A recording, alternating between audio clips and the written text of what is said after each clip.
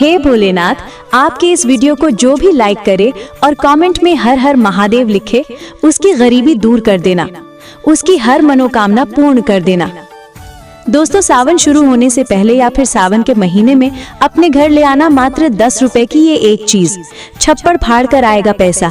जी हाँ दोस्तों, महादेव की आप पर ऐसी कृपा बरसेगी कि आने वाली 7 पुश्तें भी बैठे बैठे खाएंगी। और जो भी कुंवारी लड़कियां हैं, उन्हें भोले बाबा की कृपा से अच्छे गुणी और संस्कारी वर की प्राप्ति होगी। यदि आप शादीशुदा हैं तो आपके दाम्पत्य जीवन में प्रेम और सौहार्द बना रहेगा। शिव पार्वती जैसा अटूट प्रेम आपके जीवन में भी बना रहेगा। घर में सुख, शांति, समृद्धि और खुशहाली का वास होगा। बस आपको इस सावन में 10 रुपए की ये चीज अपने घर में लानी है। दोस्तों देखिए, बात ऐसी है कि हमारा काम तो है सलाह देने का है, हम तो केवल सलाह ही दे सकते हैं। अब आप इसको मानो या ना मानो, आपकी मर्जी। लेकिन भक्तों एक बात जरूर कहेंगे कि अगर मान लोगे तो आपका बेड़ा पार हो जाएगा। भक्तों, कहा जाता है इस महीने जो व्यक्ति शिव जी को प्रसन्न कर देता है उसकी हर मनोकामना पूर्ण होती है। लेकिन क्या आप जानते हैं कि सावन के महीने में कुछ खास चीजों को घर लाना बेहद शुभ माना जाता है। यदि आप सावन माह में इन चीजों को अपने घर लाते हैं तो शिव जी प्रसन्न होकर आपकी हर मनोकामना शीघ्र पूर्ण कर देते हैं। ये सभी चीजें महादेव को अत्यंत प्रिय हैं। भक्तों, भगवान भोलेनाथ भोले भंडारी हैं। वे थोड़े से प्रयास से ही प्रसन्न हो जाते हैं। जो व्यक्ति भगवान भोलेनाथ की इन प्रिय वस्तुओं में से कोई एक वस्तु सावन माह में अपने घर ले आता है तो भोलेनाथ उसके जीवन की सभी परेशानियों को दूर कर देते हैं। उस व्यक्ति को फिर कभी भी जीवन में धन की कमी नहीं होती। भगवान भोलेनाथ उसे मनचाहा वरदान देते हैं। तो आइए भक्तों, जानते हैं ऐसी कौन सी वस्तुएं हैं जिन्हें घर लाने से भगवान भोलेनाथ बिना पूजा और व्रत के ही प्रसन्न हो जाते हैं। लेकिन भक्तों, उससे पहले अगर आप भी भोले बाबा को मानते हैं तो इस वीडियो को लाइक जरूर करें। और अगर आपने अभी तक चैनल को सब्सक्राइब नहीं किया है तो चैनल को सब्सक्राइब करके कमेंट बॉक्स में सच्चे दिल से हर हर महादेव, जय भोलेनाथ अवश्य लिखें। चलिए भक्तों, सबसे पहले हम जान लेते हैं कि 2025 में सावन का महीना कब से शुरू है और कितने सोमवार पड़ेंगे, सावन की समाप्ति कब होगी तथा रक्षाबंधन किस दिन मनाया जाएगा और व्रत का पालन कैसे करें, व्रत में कौन सी चीजें नहीं खानी चाहिए। और हम आपको इस वीडियो में एक ऐसा खास उपाय भी बताएंगे जिससे भोले बाबा की कृपा से आपके 7 जन्मों की परेशानियां भी खत्म हो सकती हैं। साथ ही इस वीडियो में हम आपको बताएंगे कि वो कौन सी चीज है जो इस सावन हर व्यक्ति को अपने घर में जरूर लाना चाहिए। ये सभी बातों को जानने के लिए 5 से 10 मिनट का समय निकालकर हमारे साथ इस वीडियो में अंत तक बने रहिएगा। दोस्तों, सावन का महीना शिव भक्तों के लिए प्रेम और भक्ति की सौगात लेकर आता है। यही वो महीना है जिसे हम प्यार और श्रद्धा का महीना कहते हैं। पक्षियों की चहचहाट मधुर संगीत में बदल जाती है। बारिश की बूंदें धरती को चूमने लगती हैं। ऋतुओं की रानी वर्षा पूरे वातावरण को हरा भरा बना देती है। प्रकृति जैसे खुद झूमने लगती है। पेड़ पौधे, फूल, पत्तियां आपस में बात करने लगते हैं। साथ ही शिव भक्त बड़े ही उत्साह और श्रद्धा से इस महीने का बेसब्री से इंतजार करते हैं। मान्यता है कि सावन में भगवान शिव खुद धरती पर आकर अपने भक्तों के घरों में वास करते हैं और उनकी सच्ची भक्ति से प्रसन्न होकर जीवन को सुख समृद्धि से भर देते हैं। सावन का हर एक दिन पवित्र और शुभ माना जाता है। हर दिन भगवान भोलेनाथ की पूजा की जाती है। लेकिन जब बात आती है सोमवार की तो इसकी महिमा ही कुछ और होती है। सोमवार का दिन बेहद पावन और फलदायक होता है। इस दिन जो भी व्रत रखते हैं उन्हें संपूर्ण फल की प्राप्ति होती है और अगले सोमवार की प्रतीक्षा फिर उसी श्रद्धा से की जाती है। तो अब आपको बताते हैं कि 2025 में सावन का महीना कब से शुरू होगा और कितने सोमवार पड़ेंगे, सावन की समाप्ति कब होगी तथा रक्षाबंधन किस दिन मनाया जाएगा और व्रत का पालन कैसे करें, व्रत में कौन सी चीजें नहीं खानी चाहिए। और हम आपको इस वीडियो में एक ऐसा खास उपाय भी बताएंगे जिससे भोले बाबा की कृपा से आपके 7 जन्मों की परेशानियां भी खत्म हो सकती हैं। साथ ही इस वीडियो में हम आपको बताएंगे कि वो कौन सी चीज है जो इस सावन हर व्यक्ति को अपने घर में जरूर लाना चाहिए। ये सभी बातों को जानने के लिए 5 से 10 मिनट का समय निकालकर हमारे साथ इस वीडियो में अंत तक बने रहिएगा। दोस्तों, सावन का महीना शिव भक्तों के लिए प्रेम और भक्ति की सौगात लेकर आता है। यही वो महीना है जिसे हम प्यार और श्रद्धा का महीना कहते हैं। पक्षियों की चहचहाट मधुर संगीत में बदल जाती है। बारिश की बूंदें धरती को चूमने लगती हैं। ऋतुओं की रानी वर्षा पूरे वातावरण को हरा भरा बना देती है। प्रकृति जैसे खुद झूमने लगती है। पेड़ पौधे, फूल, पत्तियां आपस में बात करने लगते हैं। साथ ही शिव भक्त बड़े ही उत्साह और श्रद्धा से इस महीने का बेसब्री से इंतजार करते हैं। मान्यता है कि सावन में भगवान शिव खुद धरती पर आकर अपने भक्तों के घरों में वास करते हैं और उनकी सच्ची भक्ति से प्रसन्न होकर जीवन को सुख समृद्धि से भर देते हैं। सावन का हर एक दिन पवित्र और शुभ माना जाता है। हर दिन भगवान भोलेनाथ की पूजा की जाती है। लेकिन जब बात आती है सोमवार की, तो इसकी महिमा ही कुछ और होती है। सोमवार का दिन बेहद पावन और फलदायक होता है। इस दिन जो भी व्रत रखते हैं उन्हें संपूर्ण फल की प्राप्ति होती है और अगले सोमवार की प्रतीक्षा फिर उसी श्रद्धा से की जाती है। तो अब आपको बताते हैं कि 2025 में सावन का महीना कब से शुरू होगा। चलिए दोस्तों, अब हम जानते हैं कि सावन महीने की शुरुआत साल 2025 में कब होने वाली है। इस बार सावन का महीना 11 जुलाई 2025 से शुरू होगा और 9 अगस्त 2025 को समाप्त होगा। यानी 9 अगस्त को शनिवार के दिन ही सावन का आखिरी दिन होगा और उसी दिन रक्षाबंधन का पर्व भी मनाया जाएगा। इस तरह पूरे 30 दिनों तक सावन का महीना रहेगा। इन 30 दिनों तक शिव भक्त शिव जी की भक्ति में लीन रहेंगे और व्रत, उपवास व धार्मिक अनुष्ठान किया जाएगा। धार्मिक मान्यताओं के अनुसार सावन के महीने में शिव जी की उपासना करने पर कई तरह के शुभ फल की प्राप्ति होती है। तो अब जानते हैं कि सावन में कितने सोमवार आएंगे और किन किन तारीखों पर व्रत रखने होंगे। तो ध्यान से सुनिएगा। इस बार सावन में कुल 4 सोमवार पड़ेंगे। सावन का पहला सोमवार 14 जुलाई को पड़ेगा, दूसरा सोमवार 21 जुलाई, तीसरा सोमवार 28 जुलाई और चौथा सोमवार 4 अगस्त 2025 को पड़ने जा रहा है। 9 अगस्त को शनिवार के दिन ही सावन का समापन भी हो जाएगा और रक्षाबंधन भी इसी दिन संपन्न होगा। भाई बहन का पवित्र त्योहार रक्षाबंधन जो सावन में ही मनाया जाता है, इस साल 9 अगस्त को मनाया जाएगा। तो आइए दोस्तों, जानते हैं उन चीजों के बारे में जिन्हें आपको सावन में जरूर खरीद कर लाना है। सबसे पहले जो लोग इस सावन महादेव को प्रसन्न करना चाहते हैं, वो सुंदर सी इस वीडियो को लाइक करके चैनल को सब्सक्राइब कर लें और कमेंट में हर हर महादेव या ओम नमः शिवाय जरूर लिखें। तो आइए अब जानते हैं महादेव के प्रिय वस्तुओं के बारे में। भक्तों, सबसे पहली और सबसे महत्वपूर्ण चीज है गंगा जल। सावन में गंगा जल का घर में होना बहुत जरूरी है, क्योंकि बिना गंगा जल के पूजा अधूरी मानी जाती है। अगर आपके घर में पहले से गंगा जल रखा है तो बहुत उत्तम है, नहीं है तो तुरंत मंगवा लीजिए। कभी भी जब आप अभिषेक करना चाहें तो गंगा जल को थोड़ा सा सामान्य जल में मिलाकर भगवान शिव का अभिषेक कर सकते हैं। तो यह बहुत पुण्यदायक माना गया है। भक्तों, अब दूसरी चीज की बात करें तो अगर आपके घर में भगवान शिव की कोई फोटो या प्रतिमा नहीं है तो आप उसे बाजार से या किसी मंदिर से जरूर ले आइए। मंदिर से ली गई प्रतिमा और भी पवित्र मानी जाती है। साथ ही एक छोटी सी शिवलिंग भी साथ में ले आइए। सावन के पूरे महीने में शिवलिंग का अभिषेक करना बहुत फलदायी माना गया है। अगर आपके पास दूध ना हो तो केवल गंगा जल से भी अभिषेक किया जा सकता है। शिव जी बहुत ही सहजता से प्रसन्न हो जाते हैं। अब तीसरी जरूरी चीज है तांबे का लोटा। अगर आपके पास पहले से तांबे का लोटा है तो बहुत अच्छी बात है, अगर नहीं है तो अभी से खरीद लीजिए। इसे अच्छे से साफ करके तैयार रखिए। चाहे तो एक पीतल का लोटा भी ले सकते हैं, क्योंकि तांबे के लोटे से आप केवल जल अर्पण कर सकते हैं। अगर आप उसमें दूध या चीनी जैसी चीजें डालते हैं तो वह सही नहीं माना जाता। भगवान शिव के लिए चंदन या रोली जरूर खरीद लें। लाल चंदन भी ले सकते हैं। पूजा सामग्री की दुकान पर ये सारी चीजें मिल जाएंगी। भक्तों, अगली चीज है महामृत्युंजय यंत्र। अगर आप अपने घर से वास्तु दोष को दूर करना चाहते हैं तो सावन आने से पहले महामृत्युंजय यंत्र जरूर लाएं। आप चाहें तो इसे सावन के पहले सोमवार को भी ला सकते हैं। इसके बाद विधि पूर्वक भगवान शिव की पूजा करके इस यंत्र को घर में स्थापित करें। मान्यता है कि इससे न सिर्फ वास्तु दोष दूर होता है, बल्कि जीवन में आने वाली बड़ी बड़ी परेशानियां भी शांत हो जाती हैं। अगली चीज है चांदी के नंदी। अगर आप पैसों की कमी से परेशान हैं, तो सावन शुरू होने से पहले चांदी से बने नंदी को घर लाएं। सावन के किसी सोमवार को नंदी को घर लाकर पूजा के बाद स्थापित करें। धार्मिक मान्यता है कि नंदी भगवान शिव के वाहन हैं और इन्हें घर में रखने से समृद्धि का मार्ग खुलता है। आप चाहें तो इस नंदी को अपनी तिजोरी या पूजा स्थान में भी रख सकते हैं। अब भक्तों, अगली चीज है पारद शिवलिंग। अगर आप चाहते हैं कि शिव जी की कृपा हमेशा बनी रहे तो सावन में अपने घर पारद शिवलिंग जरूर लाएं। सावन के किसी भी दिन इसे घर लाकर गंगा जल या कच्चे दूध से अभिषेक करें।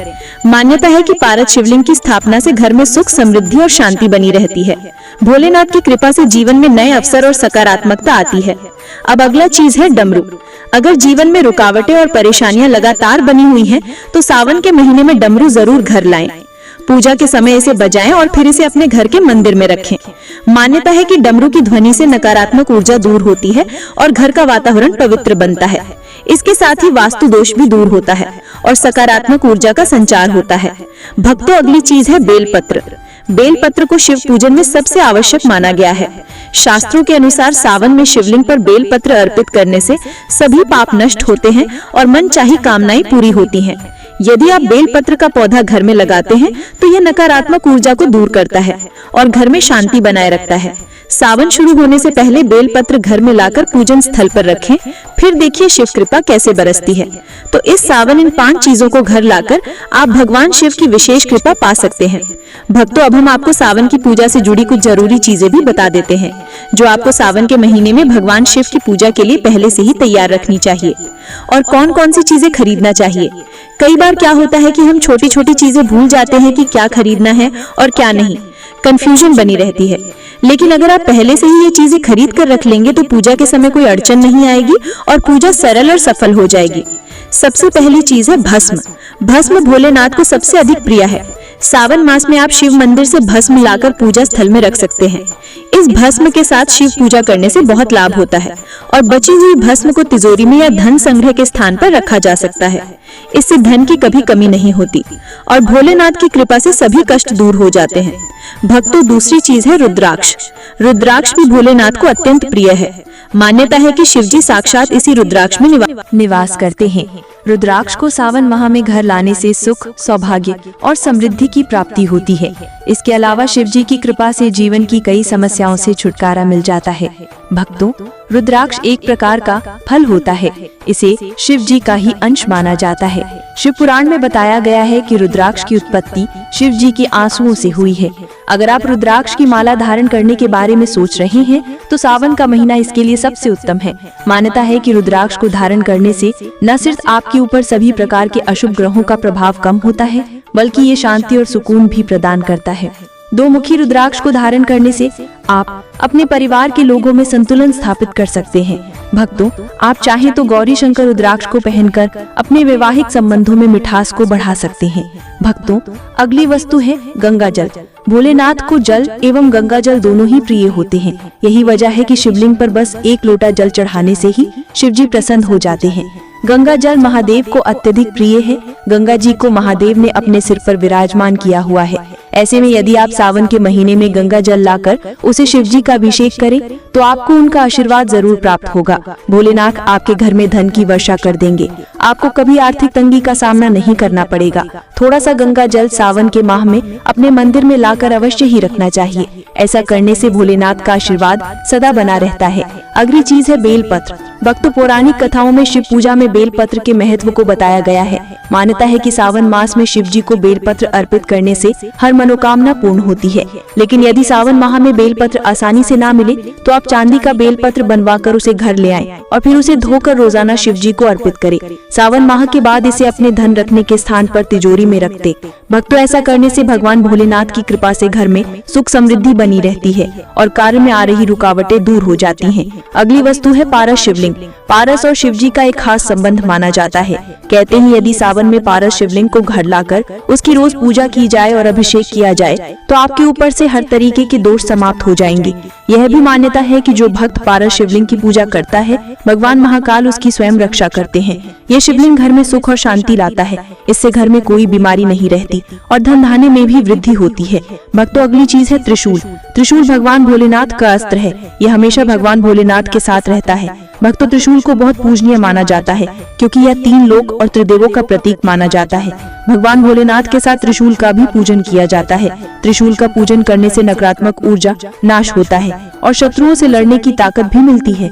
सावन माह में तांबा, पीतल या फिर चांदी का एक त्रिशूल लाएं, उसे पवित्र करें और भोलेनाथ को अर्पित कर उसका पूजन करें। फिर इस त्रिशूल को अपने घर में रखें या आप अपने घर के आंगन में लगा सकते हैं या फिर आप अपने घर की छत पर भी लगा सकते हैं।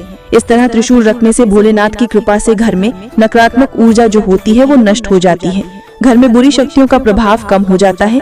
साथ ही शत्रुओं से लड़ने की भी शक्ति मिलती है। भक्तों, आप चाहे तो त्रिशूल का लॉकेट लाकर उसे भोलेनाथ को अर्पित करें और फिर उसे धारण करें। ऐसा करने से बुरी शक्ति और नकारात्मक शक्तियों से ये लॉकेट आपकी रक्षा करेगा। आपको किसी की बुरी नजर नहीं लगेगी। साथ ही शत्रुओं से लड़ने की भी शक्ति मिलेगी। भक्तों, अगली चीज है डमरू। शिवजी का डमरू और उसकी आवाज दोनों ही हिंदू धर्म में बेहद महत्वपूर्ण माने गए हैं। पौराणिक कथाओं के अनुसार डमरू की ध्वनि से बुरी शक्तियों को तबाह किया जा सकता है और घर में मौजूद बुरी शक्तियों का नाश करना हो तो सावन के पवित्र महीने में घर में डमरू अवश्य ले आएं। भोलेनाथ को अर्पित किए हुए इस डमरू को रोजाना संध्या काल पूजन के समय अवश्य बजाएं। ऐसा करने से घर में मौजूद नकारात्मक शक्तियां जो होती हैं उनका नाश हो जाएगा। अगर किसी बच्चे को डर लगता है तो आप इस डमरू को उस बच्चे के कमरे में भी रख सकते हैं। भक्तों ऐसा करने से बच्चे को किसी प्रकार का भय नहीं रहेगा। भक्तों अगली चीज है नाग। भगवान शिव के गले में नाग देवता विराजमान होते हैं। यही कारण है कि हिंदू धर्म में नागों की पूजा का अत्यधिक महत्व है। चांदी या तांबे की नाग सावन के महीने में घर ले आएं और इसे घर के मुख्य द्वार के आसपास रख दें।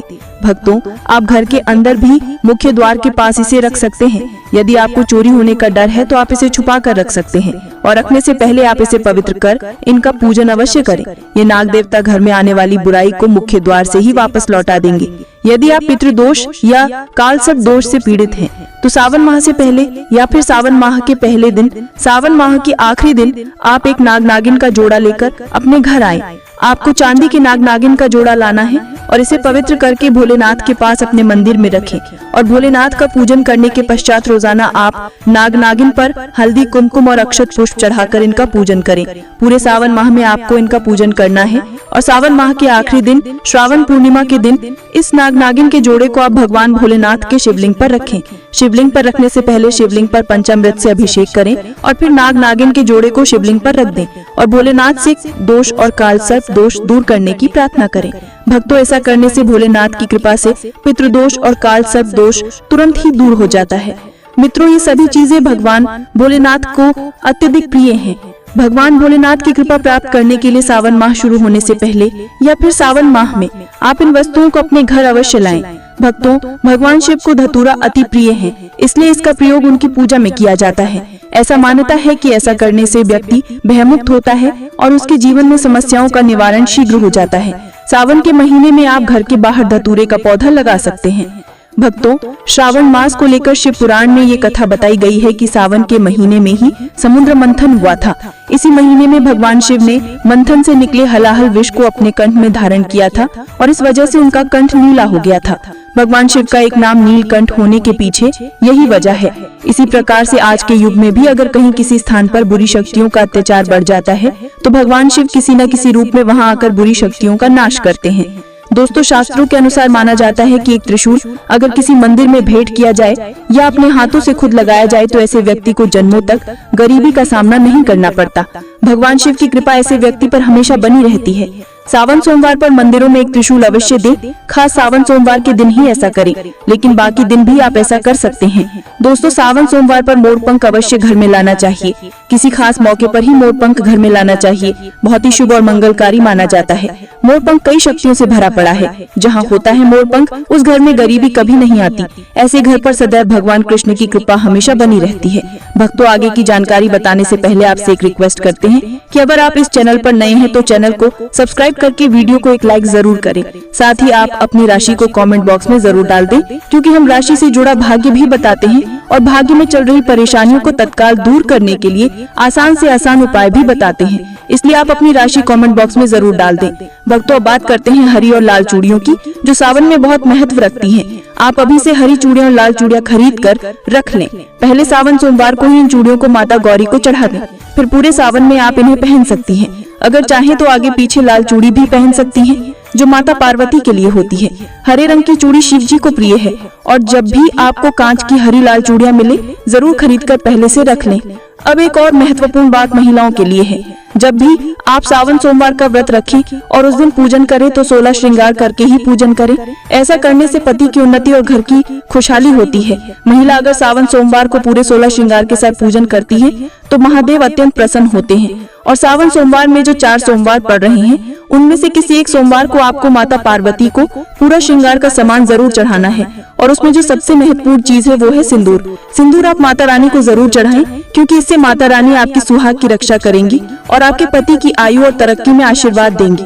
भगवान शिव के लिए चंदन या रोली जरूर खरीद ले। लाल चंदन भी ले सकते हैं। पूजा सामग्री की दुकान पर ही सारी चीजें मिल जाएंगी।